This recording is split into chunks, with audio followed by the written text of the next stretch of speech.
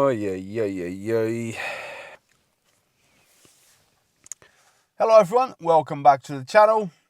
Today we are working on a 67 plate 2018 BMW 1 Series 118d F20.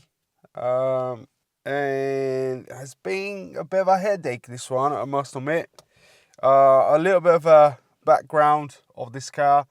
So this car came from London to a lad they do some work here to find out what the issue with this car was. So the lady that owns this car, apparently one day the car wouldn't start, and then sort of message, top it up the coolant. She did. Car never started, blah blah. Took to the mechanics, and she was told that it had some engine problems, and I don't know what the in and outs of it, but I ended up here. And then we did our compression test because it didn't sound. It sounded like we had some lack of compression there. So we did the compression test. Cylinder 1 and 2 were low. We couldn't test the 3 or the third cylinder because, you know, obviously we took the pressure test from the glow plugs, and we couldn't put the glow plug tool into the glow plug hole there. And then the 4th cylinder had compression, so we knew we had an issue. So took the head out, burn valves, replace couple valves, and then reseat them. And now the car starts, runs lovely, but there is a issue. We've got a message here, so let me show you. So we've got a message there: drive train, stop carefully. And this message, you can try to clear the fault, always comes back straight away. And for the message to come back, you just need the ignition on, you don't need the engine on. So I think it's something electrical, let's say. It makes sense because obviously the engine is not running. I tried the Autel, no fault codes, nothing, which is very strange, with an engine light on. And then I tried my little TopDon, again, no faults. I mean, the TopDon only can scan a few modules, but can definitely scan the engine control module. No faults again.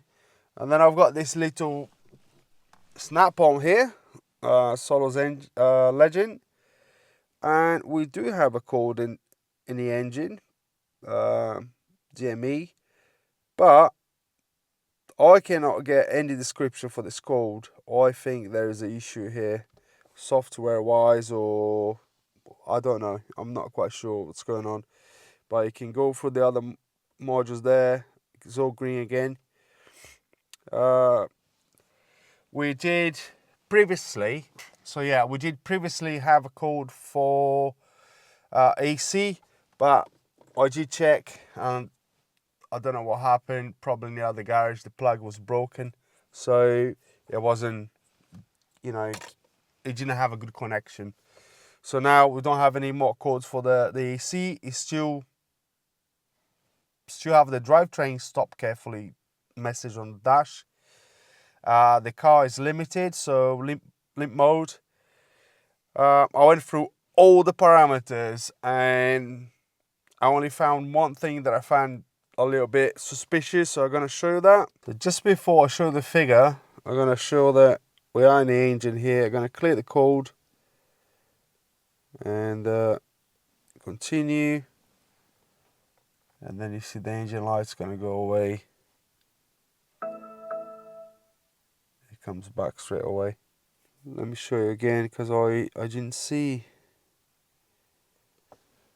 the engine light going out.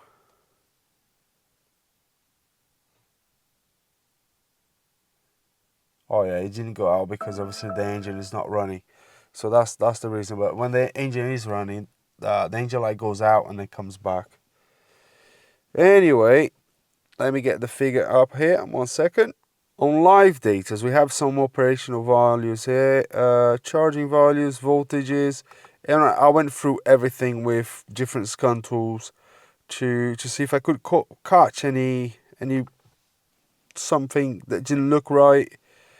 And with this snap on here, I did find, which is a good point, I didn't notice with the other scan tools, this, excuse me, this IBS figure that I'm going to show you. Continue. What's going on here? There's an issue here. So the data is up now. I don't know what happened. I had to come out of it and choose the car again, select the car again. So for the battery voltage, we have 11.8 volts, and then if you look at the IBS figure, we have 6. So I don't think that is right. I'm gonna turn the engine on. So start the engine. You see, obviously it's gonna start charging, go up to 14, but that figure doesn't really change. And I should think that should follow suit, you know, whatever battery voltage we have. Go into it again. Whatever battery voltage we have, we should have the IBS figure the same, I reckon. So you can see there, 14 point something, still 6 volts. And yeah, I'm a bit puzzled about this one. We can go to, let's try to read the codes again. Codes. We have this sort of code here where I cannot find description.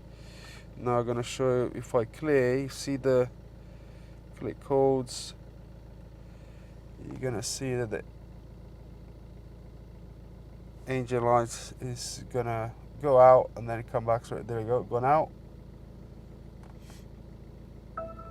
And then it comes back straight away. So that's what I'm trying to battling here to find out what's wrong with this car now. Took it on the car. Apparently before she had this issue, it was fine, no engine lights at all. So I'm a bit puzzled about everything that's going on. But I did check the IBS. I do have a lean signal, good signal. I've got the 12 volts feed, and obviously it's connected, the little module is connected to the ground.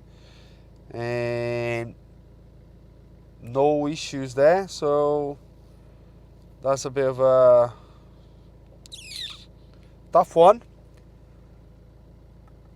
And what I'm thinking, can only be 2 things. Maybe the IBS has an issue, and also a software issue. I don't know what was done in the other garage, because this car came so like half disassembled. Me and the other lad went through all the connectors and, you know, ground cables, and to make sure everything was there, but it came like into pieces. We put it back together, it's all good. It wouldn't start, it would crank. Obviously, not very evenly. You could tell that there was a lack of compression in some of the cylinders. Now, starts on the button, no issues, but it's on limp mode because of the engine light, no faults. And I never experienced that before in my life, having an engine light with no faults and reporting on the engine control module, apart from the snap point, which I don't know what's going on. That code is very weird. Asks you to obviously refer to manufacturer, stuff like that. But if you put that code online, which generally you can find descriptions and codes for, or descriptions of codes online, nothing. I tried diagnose that as well. That code doesn't seem to mean anything, so I don't know what's going on. Yeah, I'm puzzled. I don't know what's going on. What's going on? Right, IBS panic is over, guys. So engine lights is on, drivetrain stop carefully message on the dash. Read codes, no fault codes, live data, diagnosis request. So if you type battery, can you see my IBS sensor? 12.5. So the snap-on is lying. He's lying. She's lying. 12.32 battery voltage. IBS 12.49. Let's start the engine.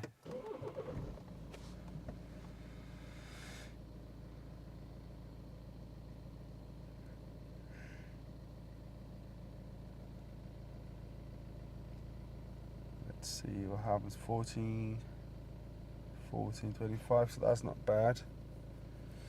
It's minus 60, minus 57. It's a bit weird. It's not what I was expecting to see. But anyway, I'm pretty confident we don't have IBS sensor problem now, because obviously, yeah, 14 is sort of like following that's what I was expecting, to follow the battery. So down to one option. So there you go, guys. I don't know. I'm gonna try to contact someone tomorrow to see if they can do a software update. But what could cause it? You know, because I didn't see the car running when it came in. So yeah, it's a bit of a difficult one. I mean, the car mechanically is fine. Everything's connected. There's no faults for anything else. I'm gonna contact this person tomorrow to come down and see if we can do a software update to get. I don't know if it's gonna get rid of this mesher, but if the car's not complaining for anything on a scan tool, I think that's just a glitch.